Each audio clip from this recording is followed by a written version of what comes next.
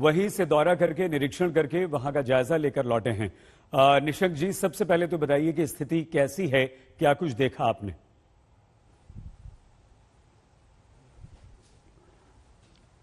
जो वर्तमान में स्थिति है वो राहत कार्य बहुत युद्ध स्तर पर जारी है।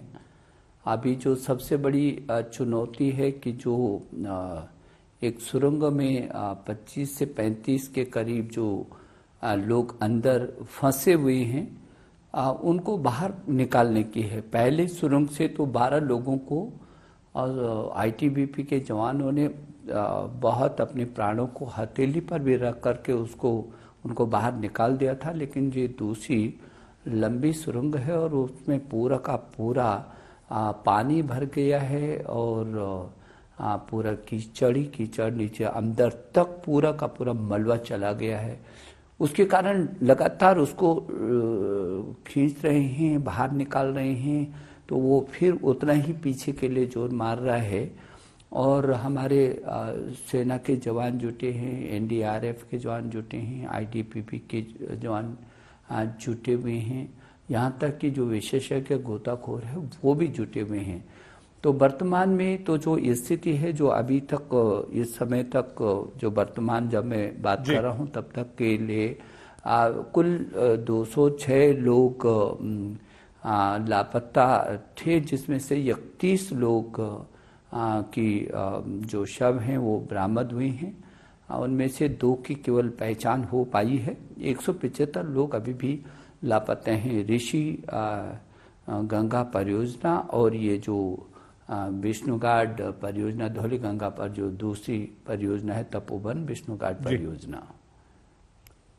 निशंक जी, आप तपोवन के साथ साथ रैणी गांव भी गए, वहां प्रभावित लोगों से मिले, क्या उन्होंने बताया, किस तरह से ये आपदा उन्होंने झेली है और उन गांवों की स्थिति क्या है? रैणी गांव का हाल क्या है?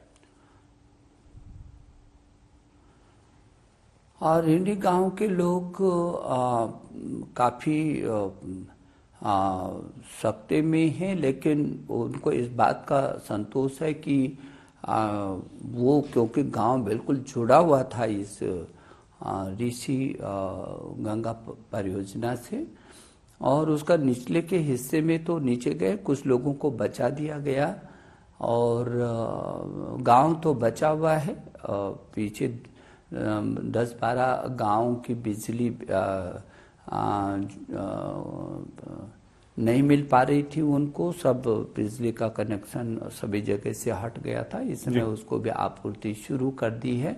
लेकिन 5 पुल अलग अलग स्थानों पर, जिसमें पीडब्ल्यूडी के हैं, कुछ स्थानीय हैं डीजीपीआर के, इनके टूटने से वो गांव का संपर्क टूट गया है। लेकिन उनको खाद्यान्न और अन्य सामग्री और उनके स्वास्थ्य से संबंधित सभी चिंता की जा रही है। हेलीकॉप्टर्स की निरंतर सेवा चल रही है।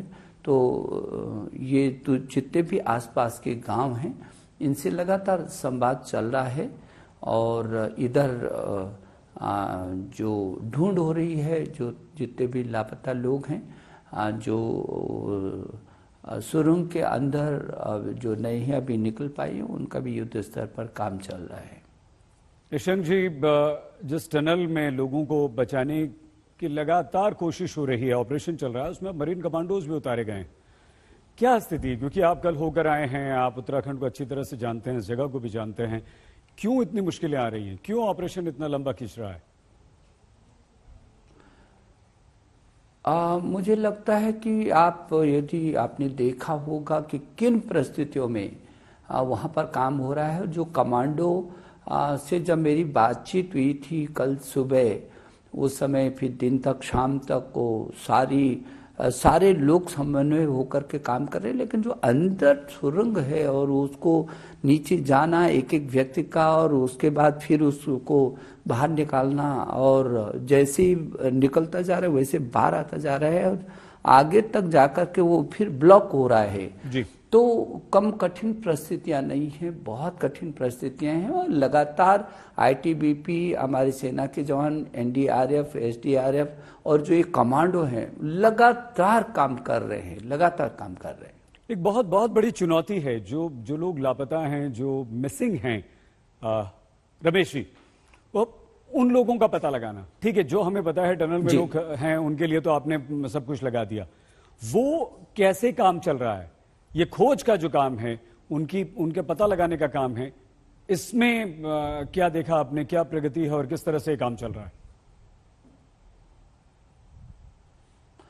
देखिए, स्थानीय स्तर पर तो जो, क्योंकि टनों के हिसाब से पूरा का पूरा पहाड़ जैसे खड़े हो गए जो मलबे में दबे हैं, वहाँ भी लगातार काम चल रहा है। और फिर उस बहाव में जो लोग उस समय वहाँ पर रहे होंगे, वो तो उस पूरे मलबे के साथ आगे निकले हैं। जो निकाले जा सकते हैं, लगातार खुदान का कार्य भी जारी है। और इसीलिए लगभग 31 शव मिले हैं, जिनमें से 2 की तो पहचान हुई है। तो ये काम बहुत युद्ध स्तर पर चल रहा है। राहत और बचाव के काम लगातार चल रहे हैं।